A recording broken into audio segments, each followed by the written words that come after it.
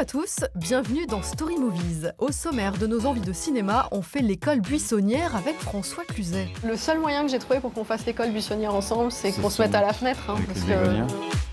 On vous emmène en Toscane en tournage avec Aaron Paul et la mannequin la plus sexy du moment, Émilie Ratajkowski.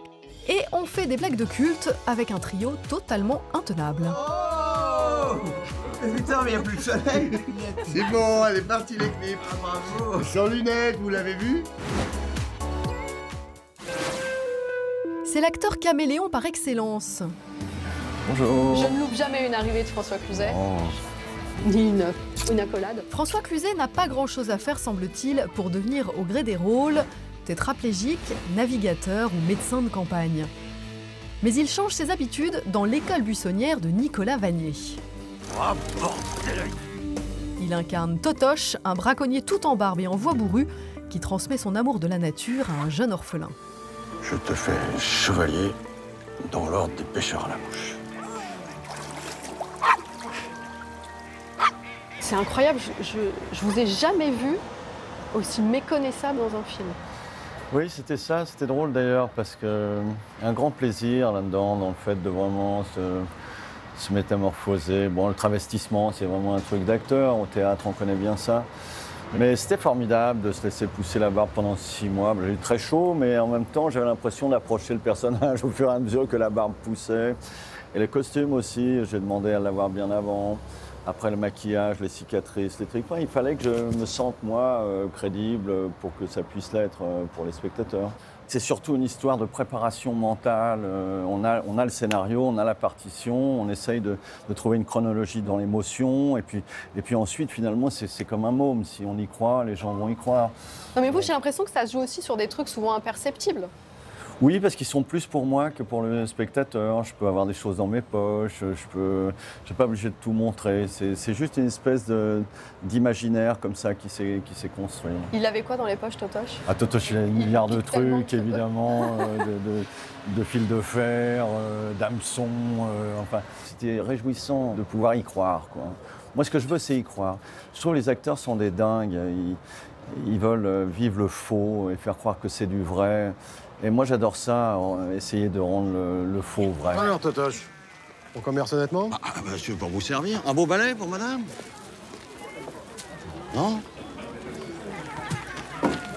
Je voudrais qu'on se prête à un petit jeu, si vous êtes d'accord. J'ai réuni quelques affiches de vos films, mais j'aimerais que vous me racontiez comment vous avez travaillé le physique de vos personnages. Parce qu'il y a parfois des choses très évidentes, et puis il y a d'autres choses, je suis sûre que c'était très caché. Et comme ça, vous allez me livrer quelques secrets. Je commence par celui-là. Alors là, évidemment, il y avait la nécessité de ressembler à John Lennon. Bien sûr, bien sûr. Moi, j'attache beaucoup, je viens du théâtre, donc j'attache beaucoup d'importance aux costumes. Je dis souvent aux costumiers, aux costumières, c'est pas un costume qu'il me faut, c'est quelque chose qui m'émeut. Parce que je sais que si je suis ému en mettant mon costume, alors je suis dans cette disposition de sensibilité qui va être payante pour l'émotion et tout ça. Un rôle où je vous avais trouvé magnifique, le dernier pour la route de Philippe Godot. Vous incarniez un homme alcoolique et j'imagine que vous avez travaillé sans doute sa démarche, c'est-à-dire que sa là, lourdeur. il n'y a pas à tortiller du cul. Hein. Si Je suis contente de vous l'entendre dire. Si vous ne connaissez pas l'alcool, c'est très difficile à jouer. Les gens ne connaissent pas l'alcool, jouent l'alcool comme ça. Oui. Or, l'alcool, ça ne joue pas comme ça, ça joue comme ça. C'est-à-dire le type se tient le plus droit possible parce qu'il sait que si jamais il ne se tient pas droit, il tombe. Donc moi j'avais ça un peu en magasin, je sais ce que c'est, j'ai été un fêtard très longtemps, donc je sais très bien ce que c'est que l'alcool. Et donc je travaillais sur le scénario et il y avait une scène où je me levais de nuit, j'ouvrais le frigidaire et il y avait une bouteille et je la buvais de nuit, cette bouteille. Quand je travaille sur le scénario, j'ai dit à Godot, là il y a une scène d'émotion. Arrive le jour même du tournage, je suis dans ma loge, je ne vais pas déjeuner parce que c'est très mauvais la digestion pour l'émotion, donc je ne déjeune pas. Ça, je retiens. Et je me dis, merde, je ressens rien. Et là, j'ai un très bon réflexe, je me dis, tant pis, il n'y aura pas d'émotion. J'arrive sur le plateau, dans la cuisine où ça se tournait, j'ouvre le frigidaire, je vois la bouteille et je fonds là. Donc je me suis dit, c'est marrant comment le travail mental peut s'incuber et qu'en même temps, même si vous dites tant pis, il n'est pas là, il revient quand même. L'instrument de l'acteur, c'est magique. Chapeau. Intouchable. Il y avait un truc formidable entre partenaires, c'est que je disais souvent à Omar, tu joues pour moi parce que je peux rien faire. Et en même temps, il me disait, lui, c'est quand je te regarde que j'ai envie d'être drôle pour te divertir, pour divertir le personnage. Alors François, si vous êtes d'accord, on va aller se mettre devant la glace tous les deux, vous voulez bien? Ouais. Comme ça, vous allez me dire ce que vous voyez dans la glace. D'accord. Je parle pas de moi, hein, je parle de vous. Ah merde, j'aurais préféré. Bon, qu'est-ce que je vois? Je vois un type qui a 62 ans, même s'il ne les fait pas encore. Quand j'ai débuté, les physiques de cinéma, c'était des très beaux mecs et des très belles nénettes. Et donc, j'aurais pas eu vraiment ma place dans les rôles principaux. Mais ensuite, ça a changé avec les Américains, De Niro, Dustin Hoffman, Pacino, en France avec Depardieu, qui a amené tellement de choses pour nous, les acteurs. Et finalement, c'est ce qu'on appelait, ce que dit Auteuil, le valet de comédie, est devenu leur rôle principal. Et ça, c'était une chance, parce qu'autrement, j'aurais joué des seconds rôles. Merci Super François gentil. Cluzet. Merci mille fois. À bientôt. À bientôt. Direction maintenant l'Italie, dans une sublime villa de Toscane qui sert d'écrin au tournage d'un petit film indépendant centré sur un couple éminemment sexy et en pleine crise.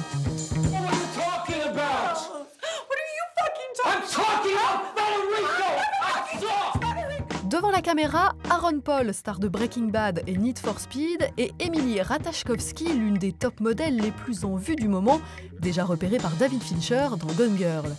Le titre du film, Welcome Home, Story Movie s'est immiscé sur le plateau au plus près des deux acteurs.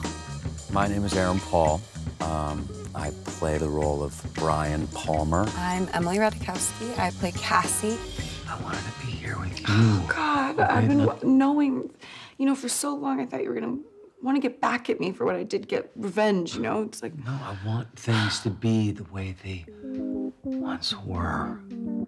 Welcome Home est un thriller intimiste, et c'est encore son acteur principal, Aaron Paul, qui en parle le mieux. Welcome Home is about a couple who runs off to Italy in hopes of salvaging what's left of their relationship. I think they really love each other, but there's some serious baggage, trust issues within their relationship, and they hope that this trip is gonna fix that. After they check into this beautiful villa here, the audience quickly realizes they're not truly alone. They're being spied on. You know, it's torture for me. Okay, you need to understand that I don't talk to him anymore. Crise de couple et voyeurisme sont les ingrédients de ce long métrage réalisé par l'américain George Ratliff, qui à un tournage en studio a préféré l'authenticité de l'Italie. Shooting here is just an actor's dream in so many ways because that excitement of being here really played to Cassie's excitement of being here. And I think, you know, the foreignness of being in a new place, that people don't speak the language, that's all helped with the character. But also, I mean, I just love Italy, so there's that. À l'instar de Charlize Theron, Mila Jovovich ou encore Cara Delevingne, Emily Ratajkowski vise elle aussi à 26 ans une seconde carrière. Elle sera à l'affiche de pas moins de 4 films l'année prochaine, des projets soigneusement choisis. For me right now, I'm just looking for interesting stories that I feel, you know, I'd want to watch. But you know, also I've done the big budget studio films, and I think that there are amazing films that are made, but if you look at the last, you know, Oscars, the movies that are really succeeding are the ones that are smaller and they're riskier. And I think that, you know, it's the same reason TV is doing so well. I think that there's an opportunity to really, like, have a creative group project when you work on smaller shows, so. Welcome Home, film à Oscar, ça c'est une autre histoire, on en reparle à la sortie du film. Ça va bien, super. C'est l'histoire d'un imam, d'un prêtre et d'un rabbin. Mais dis-toi, mais respecte-le, sale pute! Tu vois pas que c'est un homme d'église? Dit comme ça, le film coexisté aurait pu sonner comme une grosse blague. Venez, mon père. Oui. J'ai un peu l'impression qu'on a cassé l'ambiance. Et qui c'est qui va la remettre? C'est le tonton Samir! Mais à partir d'un pitch improbable, la création d'un groupe de musique intercommunautaire, Non mais je rigole pas là. Fabrice Eboué signe une comédie hilarante et salutaire. Je suis pas filé de la cocaïne à un rabbin. Chaque religion en prend pour son grade. J'ai dormi comme un bébé. Comme ou avec? Et le trio formé par Jonathan Cohen, Guillaume de Tonquédec et Ramzi Bedia Et attention, à 11h15, une éclipse survolera Paris. est totalement infernal. Mais putain, mais y a plus de soleil. C'est bon, elle est partie l'éclipse. Ah, bravo. Sans lunettes, vous l'avez vue? Mais bien sûr, je l'ai vue. Eh ben, elle était très jolie. Bisous. Fabrice Eboué raconte quand même qu'il avait commencé à écrire le scénario avant les attentats du 13 novembre ouais. et qu'après, il a un peu mis ça sous clé pendant un moment. Oui, mais ce vous qu'il avez veut dire, compris s'il avait écrit avant les attentats, c'est qu'il avait envie de parler de ça. C'est pas le déclencheur. Donc il y a quand même la question de se dire, est-ce qu'aujourd'hui... Ça fait du bien d'avoir on peut enfin se un marrer Rabbi Jacob, de un nouveau tout ça. Rabbi Jacob aujourd'hui. Ouais. Est-ce qu'on pourrait faire Rabbi Jacob Je aujourd'hui? pense que oui, c'est une décision avant de voir. Est-ce qu'aujourd'hui, oui, nous en tout cas, on a décidé de rire. Et pour beaucoup de gens, je pense qu'ils vont décider de rire aussi. C'est un choix. Je pense que les gens sont moins en fait bloqués qu'on ne l'imagine en fait. Je pense que c'est un truc qui traîne comme non, ça. ça fait du bien. Mais Vous n'êtes pas dit, par exemple, oh là là, ma mère, mon père, mes frères et mes sœurs, il y a des alors, moments où ils vont tiquer. Moi, je faisais gaffe à ma partie. Je faisais gaffe toutes les vannes qu'il y avait sur les vannes pour vanner les musulmans. Je regardais quand même un petit peu que ça blesse pas mes parents. Je faisais toujours gaffe à ça. Mais que ça les fasse rire, oui. Et toutes les vannes faisaient rire. Et puis c'est bienveillant, tout ça. Ouais, il n'y a pas de jugement. À part peut-être... Non. J'ai cru comprendre, mes chers confrères, que vous n'exercez plus. Oui. Un malheureux événement m'a contraint d'arrêter ma vocation. Il a coupé la bite à un enfant. Ah. Waouh.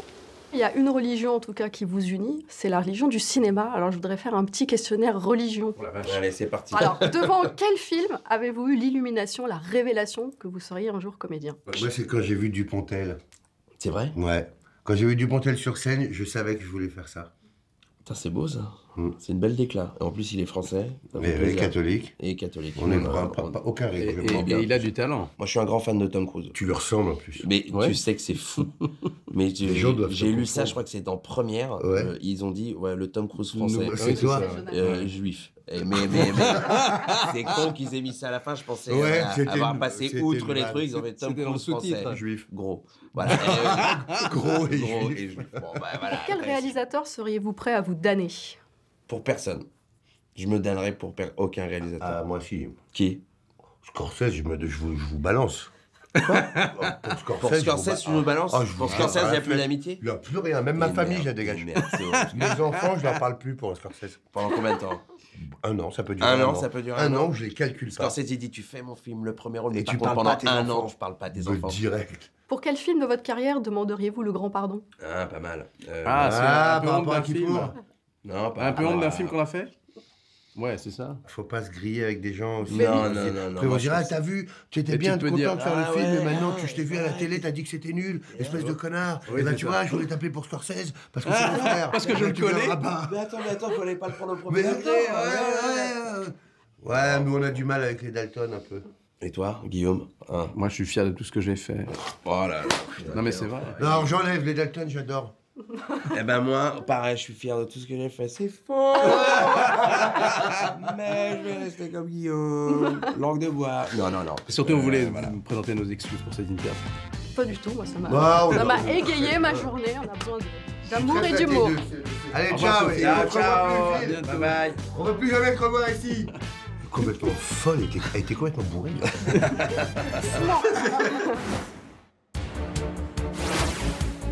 La BADBA, c'est la bande-annonce des bandes annonces des films du moment. Cette semaine, Lego Ninjago, Détroit, Thor Ragnarok, Knock, Kingsman 2, Coexister, L'école buissonnière et Emoji Movie. Allez, on mélange tout et voici le résultat. Dis, maman, on pourrait parler de papa. Quel est mon nom? Garvado! Ah, moi, c'est Rabbi Jacob. Et donc, quand vous étiez ensemble, est-ce que papa était déjà un seigneur de la guerre maléfique? D'accord, je vais te raconter. Il nous faut l'arrêter au plus vite, pour empêcher le Ragnarok, la fin de toute chose. Donc je mets sur pied une équipe. Un prêtre, Très bien. un rabbin Mazaltov. et un imam. Une gueule d'imam, moi.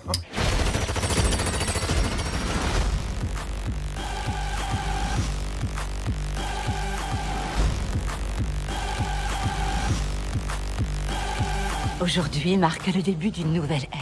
Attendez, je vous montre.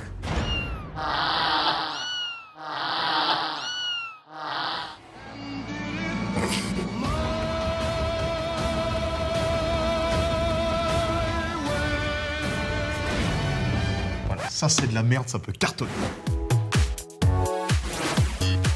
Story Movie, c'est tout pour aujourd'hui. On se retrouve la semaine prochaine pour de nouvelles aventures avec, tenez-vous bien, Omar Sy, Albert Dupontel et le très sexy acteur danois Claes Bang.